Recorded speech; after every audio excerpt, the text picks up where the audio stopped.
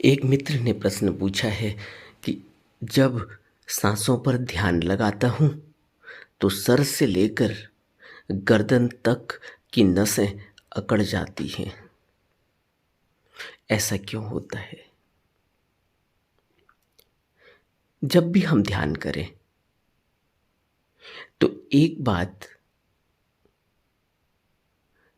अच्छे से समझ लेनी चाहिए कि हमारा पूरा शरीर शिथिल हो। उसमें बिल्कुल भी तनाव नहीं होना चाहिए। अगर तनाव होगा, अगर शरीर को हम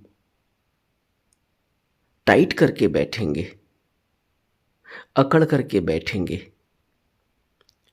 तो निश्चित ही हमारे शरीर में अकड़न हो जाएगी, दर्द महसूस होगा। और जिन हिस्सों में अकड़न है, टाइटनेस है, उन हिस्सों में हम बिल्कुल ही नम्ब से हो जाएंगे। इसलिए यह बहुत ज़रूरी है कि हमारा जो पोस्चर हो ध्यान का, वो बिल्कुल ही नेचुरल होना चाहिए। उसमें किसी भी प्रकार की अकड़न, किसी भी प्रकार की ऐंठन, किसी भी प्रकार की टाइटनेस नहीं होनी चाहिए। अलती पलथी मार के बैठें, कमर को सीधा रखें और पूरे शरीर को ढीला छोड़ दें।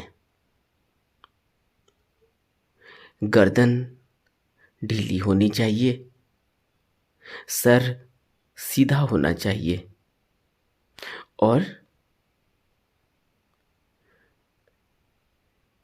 कंधों में बिल्कुल भी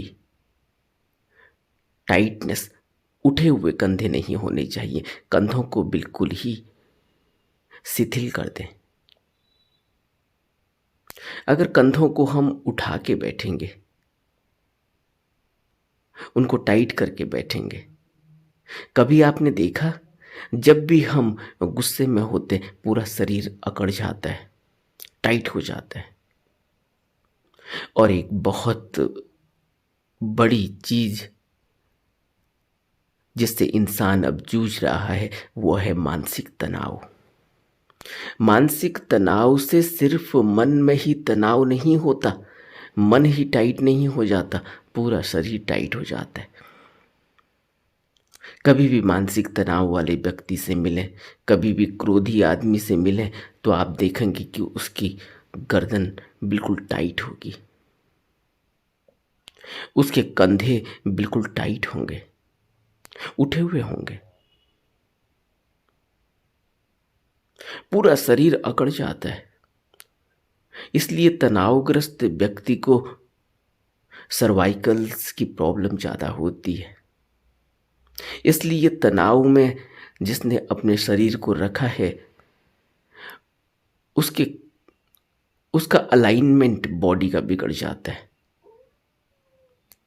एक तरफ को झुका हुआ होना, एक कंधा उठा हुआ, दूसरा कंधा सीधा, इस तरह की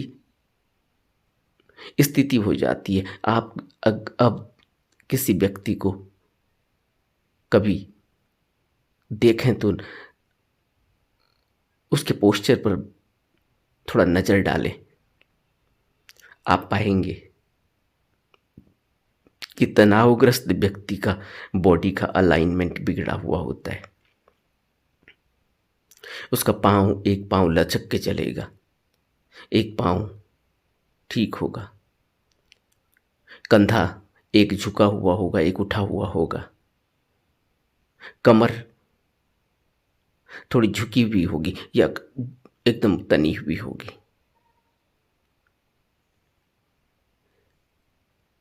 इस तरह से गर्दन एक तरफ को झुकी हुई होगी। ऐसा क्यों होता है? ऐसा इसलिए होता है कि तनावग्रस्त व्यक्ति अकड़ा हुआ होता है, ऐंठन होती है शरीर में, शरीर शिथिल नहीं होता, शरीर नेचुरल और नॉर्मल नहीं होता। इसलिए ध्यान जब भी हम करते हैं, ध्यान में तो हम पूरा ही रिलैक्स हो जाते हैं। ध्यान का अर्थ ही यही है कि अपने मन को, अपने तन को और अपनी वाणी को बिल्कुल ही स्थिर कर लेना है, उसको रिलैक्स कर लेना है, उसको शांत कर लेना है, बिल्कुल शिथिल हो जाए। हमने शिथिल ही होना है, तो शरीर का पहले ध्यान रखें कि हम कैसे बैठ रहे हैं। बिल्कुल नेचुरल बैठें। अगर आपको लगता है कि आप ज़्यादा देर तक नीचे पलथी मार के नहीं बैठ सकते, तो कुर्सी में बैठ जाएं। वेस्ट में लोग नीचे नहीं बैठते, अलथी पलथी मार के नहीं बैठते, वो कुर्सी में बैठते हैं। उनकी कमर सीधी होती है, हाथ बिल्कुल रिलैक्स,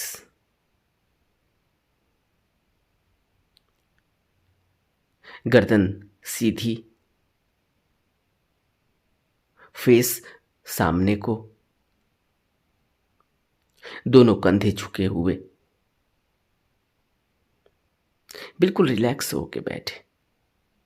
किसी भी प्रकार का तनाव कहीं भी नहीं होना चाहिए, शरीर के किसी अंग में भी तनाव नहीं होना चाहिए।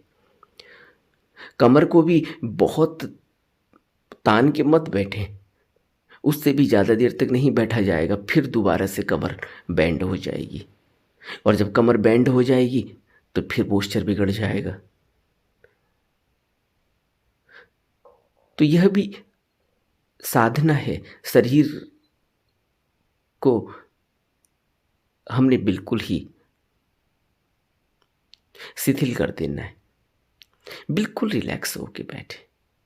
कोई हड़बड़ी नहीं, कोई जल्दी नहीं, कहीं जाना नहीं है, कहीं आना नहीं है। हम तो साधना में बैठे हुए, हम तो बिल्कुल ही रिलैक्स होकर बैठे हुए, किसी भी प्रकार की कोई जल्दबाजी नहीं है,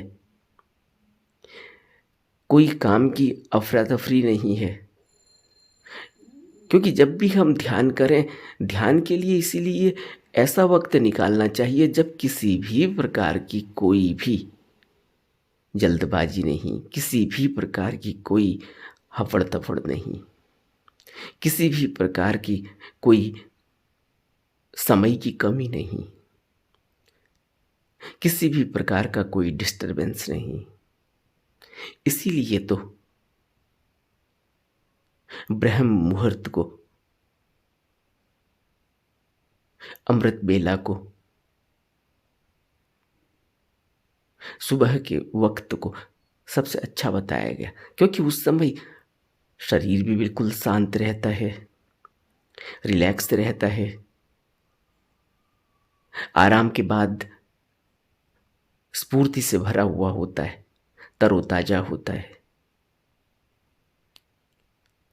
और मन भी बिल्कुल शांत होता है, क्योंकि मन भी नींद के बाद उस तरह की हफड़ तपड़ नहीं होती, ऊहापोह नहीं होती, जल्दबाजी नहीं है, कहीं भागना नहीं, कहीं आना नहीं, कहीं जाना नहीं, और विचार भी शांत होते हैं, क्योंकि दिन भर की भाग दौड़ के बाद, रात की नींद के बाद मन बिल्कुल शांत हो चुका होता है।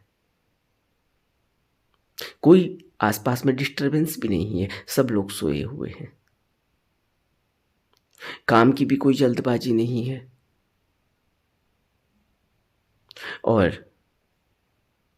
किसी प्रकार की भी कोई और डिस्टरबेंस भी नहीं है, कोई फ़ोन आना नहीं, कोई मैसेज आना नहीं, कहीं से कोई बुलावा आना नहीं, कहीं से कोई मिलने वाला आने वाला नहीं। यह वक्त सबसे अच्छा है। सुबह 3 बजे उठें और 5:30-6 बजे तक 2.5-3 घंटा आराम से निकाल सकते हैं। इन 2.5-3 घंटों में अपना अवलोकन करें, तन का अवलोकन करें, मन का अवलोकन करें, अपने विचारों का, अपने वाणी का अवलोकन करें। तब पता चलता है, तब अपने को देखना होता है। पूरी जिंदगी, पूरे समय, पूरा दिन हम क्या कर रहे होते हैं? हम दूसरे को देख रहे होते हैं, दूसरे के बारे में सोच रहे होते हैं।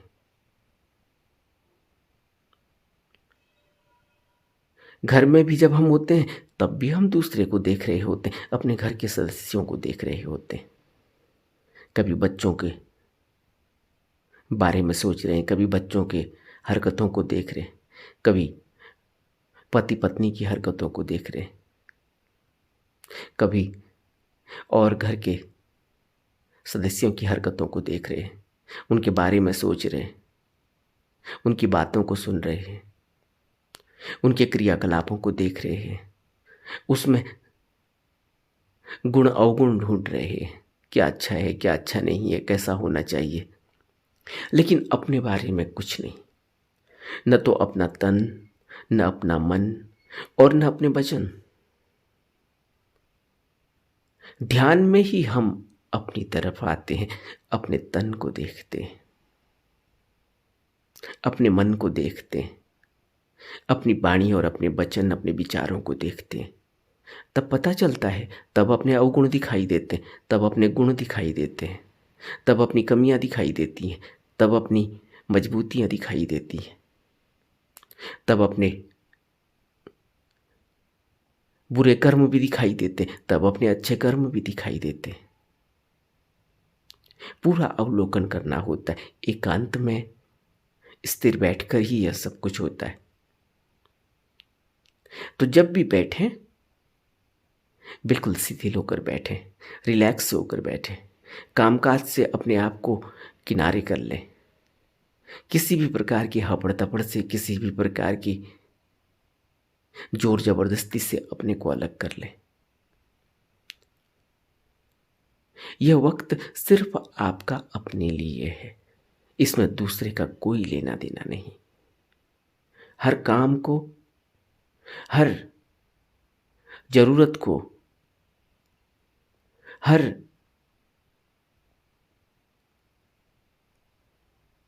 डिस्टरबेंस को दूर कर दें। मोबाइल है, उसको बंद करके दूर रख लें। किसी भी प्रकार का कोई डिस्टरबेंस नहीं होना चाहिए। इसलिए बुद्ध कहते थे, अरण्य में जाकर, एकांत में, पेड़ के नीचे। लेकिन अब अरण्य में, किसी जंगल में जा नहीं सकते, पेड़ को कहाँ ढूंढेंगे। लेकिन घर में ही अपने लिए एकांत ढूंढें। और घर में भी डिस्टरबेंस तो होती ही है। कभी कोई बात करता है, कभी कोई मोबाइल पर बात करता है, कभी कोई चीखता चिल्लाता है, कभी कोई अपने घर के काम कर रहा है, उसमें आवाज़ होती है। आस पड़ोस की आवाज़ें हैं, जानवरों की आवाज़ है, कुत्तों की आवाज़ है, सड़क पर लोग चल रहे हैं। फिर उसके बाद नॉइज पॉल्यूशन है, गाड़ियां चल रही हैं। तो ये सब डिस्टरबेंस चलती रहेगी। इसीलिए सुबह का वक्त सबसे अच्छा है। उसके लिए शाम को जल्दी खाकर सोना होगा। इसलिए शिविर का वक्त, शिविर का टाइम टेबल, शिविर का शेड्यूल, जिसने भी शिविर किए हैं वो जानता है कितना कम खाना है, कितना सोना है, किस तरह से अपने को एकाकी जीवन में ढालना है। तब ध्यान साधना शुरू होती है। ध्यान साधना के लिए तो अपने को समर्पित करना होता है, समर्पण करना होता है। जिस तरह से बुद्धम शरणम गच्छामि, हम बुद्ध की शरण लेते हैं, अपने को समर्पित कर देते हैं। वहां तो हम अपने अहंकार को समर्पित कर रहे हैं, अहंकार की बलि दे रहे हैं। अपने मैं भाव को बुद्ध के चरणों में रख देते हैं, गुरु के चरणों में रख देते हैं। फिर गुरु का जो आदेश है वही सब कुछ है, अपना कुछ नहीं, अपनी कोई इच्छा नहीं, अपना कोई जोर नहीं, कोई जबरदस्ती नहीं, अपना कोई दुख नहीं, अपना कोई सुख नहीं। अब तो सब कुछ ही चरणों में रख दिया है गुरु के। इसलिए बुद्ध ने बुद्धम शरणम गच्छामि कहा। यह बुद्धम शरणम गच्छामि अपने आप में पूर्ण है। जिसने इस तरह से अपने को त्याग दिया वो बहुत जल्दी ही आध्यात्म की ऊंचाइयों पर चढ़ता है। लेकिन उतना त्याग चाहिए, उतना संकल्प चाहिए, उतनी दृढ़ता चाहिए, उतनी निष्ठा चाहिए, उतनी श्रद्धा चाहिए, उतना विश्वास चाहिए। गुरु के प्रति इतनी श्रद्धा और इतना विश्वास बन नहीं पाता। क्यों? क्योंकि हम मैले हैं, हम झूठे हैं, हम धोखेबाज हैं, हमारे अपने कृत्य ठीक नहीं है। इसलिए हम दूसरे पर भी उसी तरह से संशय करते हैं। दूसरे पर हम विश्वास करेंगे कैसे? क्योंकि हमारा खुद पर ही अपने पर विश्वास नहीं। एक निर्मल चित्त चाहिए, एक सीधा साधा मन चाहिए, तब विश्वास जगता है, तब श्रद्धा जगती है कि हाँ, इस व्यक्ति से मैं कुछ पा सकता हूँ। हाँ, मैं इसको सब कुछ मानता हूँ क्योंकि इसमें भगवत्ता दिखाई देती है, इसमें भगवत गुण दिखाई देते हैं। अब जब हम अपने को ही नहीं जानते तो हम दूसरे को जानेंगे कैसे?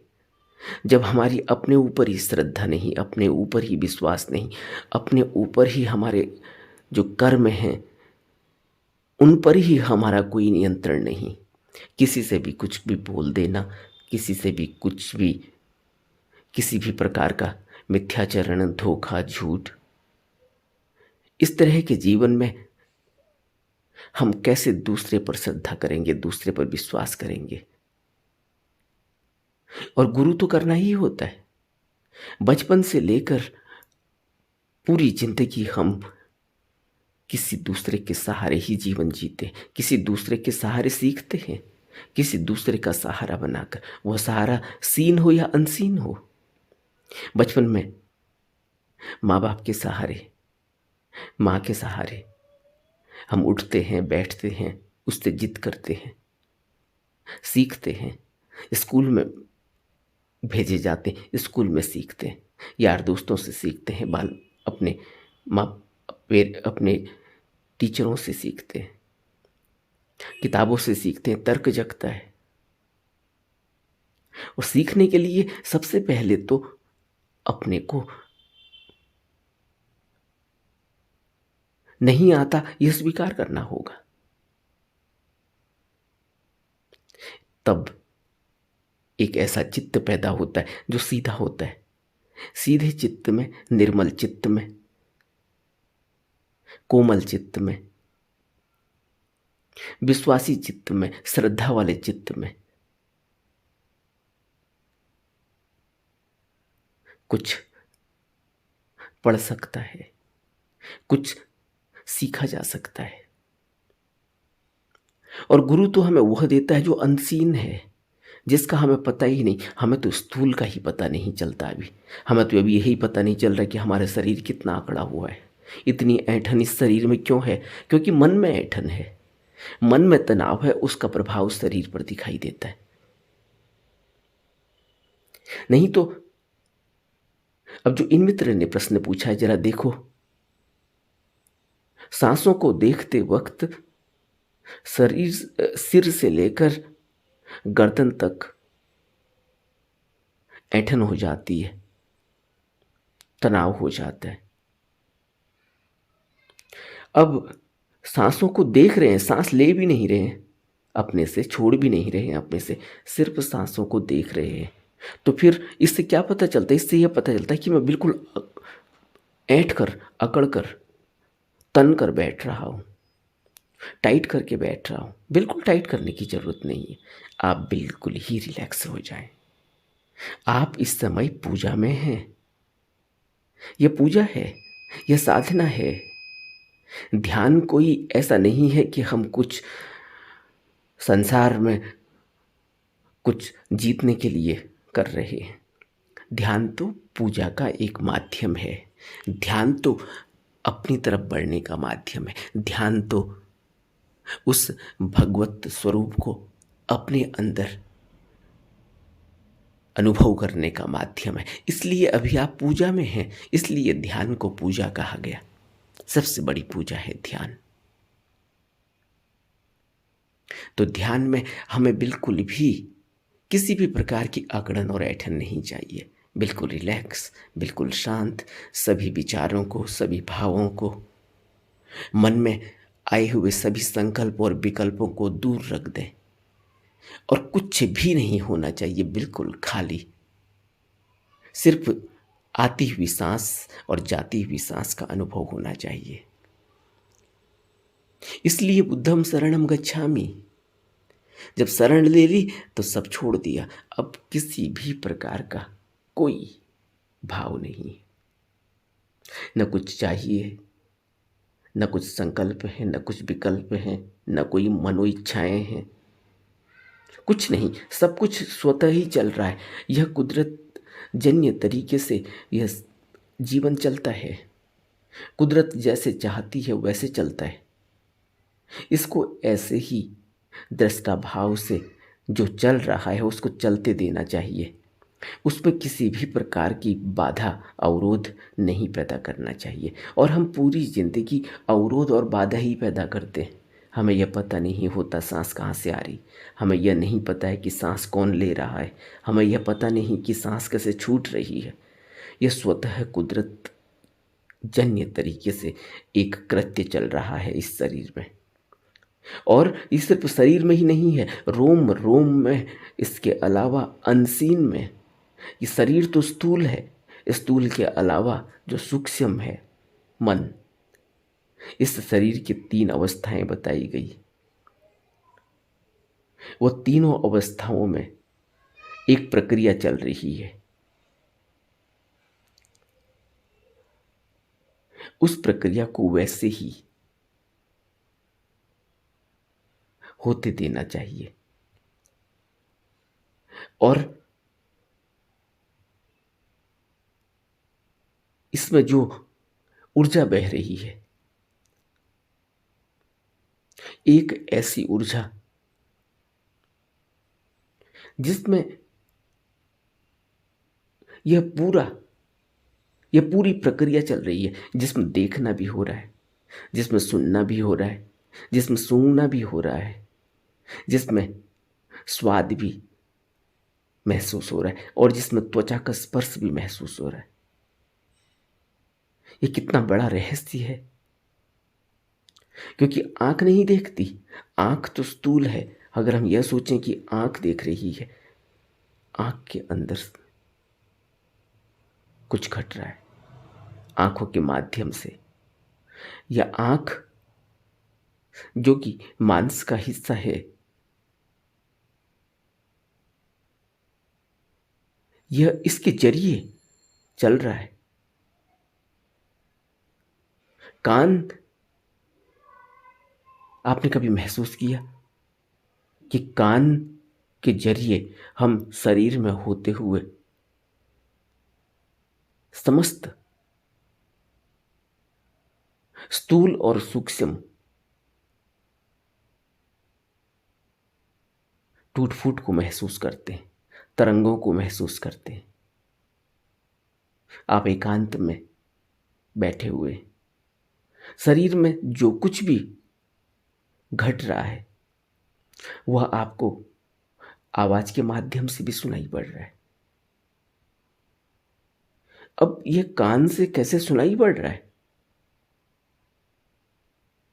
और दूर कोई घटना घटती है, दूर कोई आवाज होती है, वो भी इस कान से सुनाई पड़ रही है। इतना सूक्ष्म। पेट के अंदर कुछ हो रहा है, नसों के अंदर कुछ हो रहा है, सर के अंदर कुछ हो रहा है, पीठ के अंदर कुछ हो रहा है, सब महसूस हो रहा है। कान से आवाज सुनाई पड़ रही है। यह रहस्य है।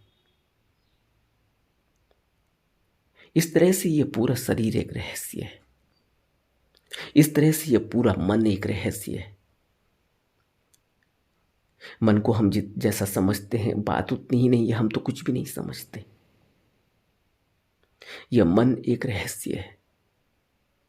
इसमें न जाने कितने संस्कार लगे हुए। हर पल कोई घटना घटती है, उस घटना के अवशेष, उस घटना के समस्त सूक्ष्म संकेत, उस घटना की समस्त जानकारी इस मन के अंदर बैठ जाती है। आपने किसी से क्रोध किया, 20 साल के बाद वो आदमी आपको कहीं दिखता है, तुरंत आपके अंदर एक भाव उठता है। उस आदमी ने आपको पहचाना भी नहीं, लेकिन आपने उसे पहचान लिया, एक भाव उठा। मतलब यह कि 20 साल पहले का एक कोई घटना का कोई संकेत, कोई हिस्सा आपके अंदर इतने गहरे में बैठा हुआ है कि 20 साल के बाद वह आदमी दिखता है, तुरंत आपको वो घटना याद आ जाती है। आपका पूरा शरीर, आपके रोम रोम पुलकित हो उठते हैं, उनमें स्पंदन होने लगता है। अब आप ये कैरी कर रहे थे, यह आप ढो रहे थे, 20 सालों से आप ये ढो रहे हैं। आपको पता चला, आपको तो पता भी नहीं है, आपको याद भी नहीं होगा कि कोई ऐसी घटना घटी, लेकिन आदमी को देखते ही तुरंत याद आ गया। अब कोई व्यक्ति मुझसे कहता था, प्रश्न पूछ रहा है, न जाने कितने इस तरह के प्रश्न पूछे गए कि क्या कोई ऐसा पुनर्जन्म है, क्या कोई ऐसा संस्कार है, कोई ऐसा कर्म है जो हम ले जाते हैं तो फिर हम पैदा हो जाते हैं। ऐसा तो कुछ होता ही नहीं है। अपने जीवन से समझने की कोशिश करो। 20 साल पहले कोई घटना घटी, तुरंत 20 साल के बाद वो आदमी दिखा और आपको याद आ गई। नहीं भी दिखता वो आदमी, बुढ़ापे में 70 साल के बाद या 50-60 साल के बाद, 80 साल के बाद कभी वो घटना फिर याद आ जाती और आपका रोम रोम स्पंदन करने लगता, या पुलकित होने लगता, या कांपने लगता। सुख से भी होता है, दुख से भी होता है। तो इससे क्या पता चलता है, 80 साल से 70 साल से आप उस घटना को कैरी कर रहे थे और अब भी आगे को कैरी करेंगे। अब मर जाएंगे, अभी भी वो साथ चला जाएगा। ऐसा नहीं है कि यहीं कोई यह शरीर में है तो शरीर यहीं मरने के बाद जला दिया गया तो सब खत्म हो गया। शरीर में नहीं है, शरीर में तो पता भी नहीं चल रहा है कि कहाँ पर, पता चल रहा है कि कहाँ पर मन है। कहाँ पता चलता है शरीर में कि मन है? एक छोटे से बच्चे को पूछो, वो कहता है मेरा खाने में मन नहीं है। उसको पूछो मन कहाँ है, वो कहता है मन का पता नहीं। एक 80 साल के बूढ़े से पूछो, वो भी यही कहता है कि अब मुझे खाने का मन नहीं है ये चीज़। उससे पूछो कि मन कहाँ है, वो भी कहता है मन पता नहीं कहाँ है, लेकिन मन नहीं हो रहा है। मन को कौन समझेगा? हम कैरी करके ऐसे ही ले जाते हैं और फिर हम, शरीर तो गिर जाता है, फिर यह चारों भूत, पृथ्वी, वायु, अग्नि और जल, फिर से एक नए रूप में, नए शरीर में, उन्हीं मन में लगे हुए संस्कारों के साथ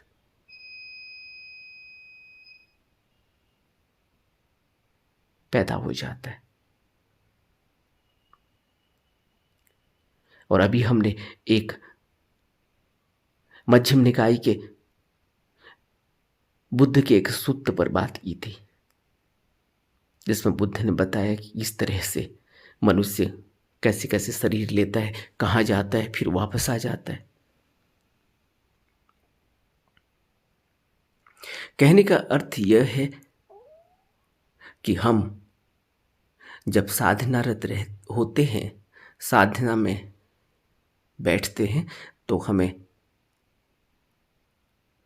अपने एकांत को समझना चाहिए, एकांत को ढूंढना चाहिए। तभी हम अपने शरीर को देख पाएंगे, तभी हम अपने मन को देख पाएंगे, तभी हम अपने विचारों को देख पाएंगे, भावों को देख पाएंगे, अपने चित्त में लगे हुए धर्मों को देख पाएंगे। और विपश्यना में हम यही तो करते हैं। विपश्यना की शुरुआत तो हम स्थूल से करते हैं। विपश्यना की शुरुआत तो हम अपने से जो कुछ घट रहा है, कुदरत में जो कुछ भी हो रहा है, वहां से शुरुआत करते हैं, क्योंकि हम अपने से करने लगेंगे तो मुश्किल हो जाएगी। कभी सांस ले तेज हो जाएगी, कभी छोटी हो जाएगी, कभी विचारों में चले जाएंगे, पता ही नहीं चलेगा कि सांस हमने ली भी या नहीं ली। तो पहली प्रक्रिया ही यही है कि आनापान स्मृति योग में सिर्फ सांसों को देखते रहे। वहां से शुरुआत होती है, फिर स्थूल में जाते हैं, फिर शरीर को देखते हैं। शरीर में भी सिर्फ देखते हैं, अपने से कुछ नहीं करते। फिर शरीर के अंदर अब थोड़ा सूक्ष्म हुए, वेदनाएं देखी। अब जब होश ही नहीं होगा, मन कहीं और होगा, तो फिर वेदनाएं कैसे पता चलेंगी? इसलिए पहले थोड़ा सूक्ष्म को देखने की आदत डालनी है। सूक्ष्म को देखने के लिए ही आनापान स्मृति योग किया जाता है, ताकि हम सूक्ष्म से सूक्ष्म शरीर और मन के अंदर जो कुछ भी चल रहा है उसको पकड़ सकें। जब वो होने लगता है तब फिर शरीर का अवलोकन करते, कायानुपश्य ही करते। कायानुपश्यना में फिर वेदनानुपश्यना में आते। अब थोड़ा सूक्ष्म हुए, वेदनाएं महसूस हो रही हैं, कहाँ कहाँ घटी, और सूक्ष्म हुए, चित्त को देखने लगे, चित्तानुपश्यना। चित्त में क्या क्या चल रहा है, क्या क्या धर्म लगे हुए हैं, क्या क्या आदतें हैं, क्या क्या स्वभाव हैं, क्या क्या विचार उठा, किस तरह से चित्त प्रभावित हो रहा है, कौन कौन सी बातें हैं जो बार बार घूम फिर कर आती हैं। इस तरह से देखते हैं चित्तानुपश्यना। फिर धर्मानुपश्यना अंत में आते हैं। वहां अब अपने धर्म को देख रहे, अपने धर्मों को देख रहे कि क्या क्या लगा हुआ है चित्त में, कौन से स्वभाव हैं, कौन से गुण हैं, कौन से अवगुण हैं, कौन सी आदतें हैं, कौन से विकार हैं। वह सब धर्मानुपश्यना में देखा जाता है। और देखते ही उनकी चाल कम हो जाती है, उनका प्रभाव कम होने लगता है, और धीरे धीरे धीरे धीरे धीरे धीरे वो धूमिल होने लगते, छंटने लगते हैं, अपने से हटने लगते हैं। अब हम बहुत सूक्ष्म हो गए। अभी तो हमारी गति यह है कि सिगरेट में लिखा हुआ है, सिगरेट के डिब्बे में, कि सिगरेट पीना स्वास्थ्य के लिए हानिकारक है, तंबाकू से कैंसर होता है। अभी इन आंखों से उस सिगरेट के डिब्बे में लिखी हुई बात पढ़कर भी हमारे अंदर कोई विचार नहीं, कोई भाव नहीं उठ रहा है कि इससे हमारी ये गति हो सकती है। और फिर हम धर्मानुपश्यना में उतरते अंत में, और वहां अपने उस स्वभाव, उस आदत को देखते जो सिगरेट पीने की आदत है। अब देख रहे हैं, तड़प लग रही है सिगरेट पीने की, अब देख रहे हैं अपने धर्मों को। सिगरेट हाथ में है लेकिन जल नहीं पा रही है, स्पष्ट दिखाई दे रहा है। एक स्थिति थी कि सिगरेट के डिब्बे में लिखी हुई बात समझ में नहीं आ रही थी, पढ़ भी रहे हैं फिर भी समझ में नहीं आ रही, और कब वो सिगरेट जल गई, कब वो अंदर चली गई, कब धुआं बाहर आ गया, कितने लोगों को उसने डिस्टर्ब कर दिया, कितने लोगों ने तुम्हें गालियां दे दी, कितने लोगों ने तुम्हारे उस धुएं को पैसिव स्मोकिंग कर ली। और कितने तुम्हारे मुंह से बदबू आ गई, कितना कुछ हो गया। हाथों से बदबू आ रही, मुंह से बदबू आ रही, कोई आदमी बगल में खड़ा हो रहा है उसको महसूस हो रही है। सब कुछ ही बदल गया है।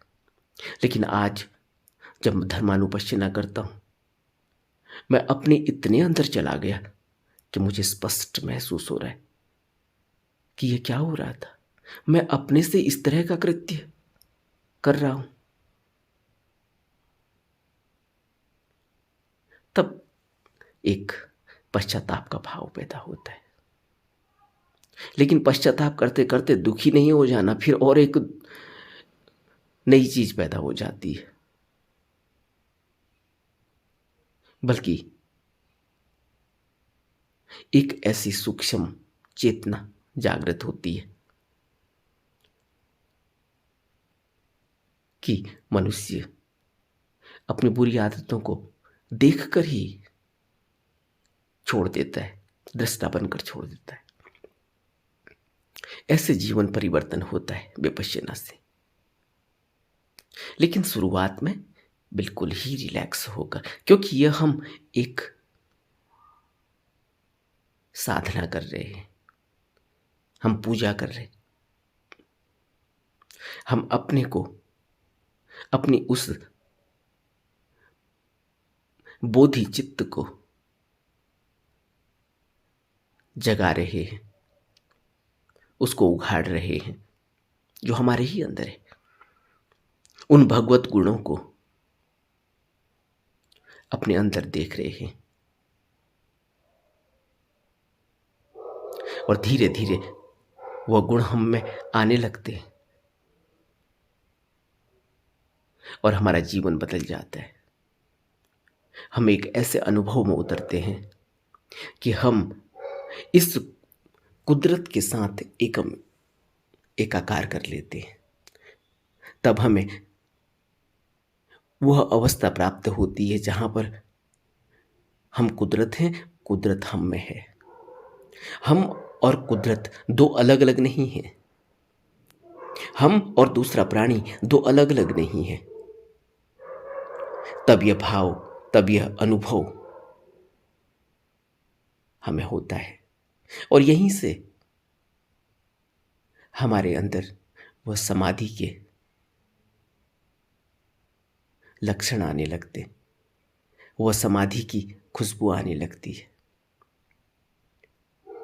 वह समाधि की अवस्थाएं हमें महसूस होने लगती है। नमो बुद्धाय।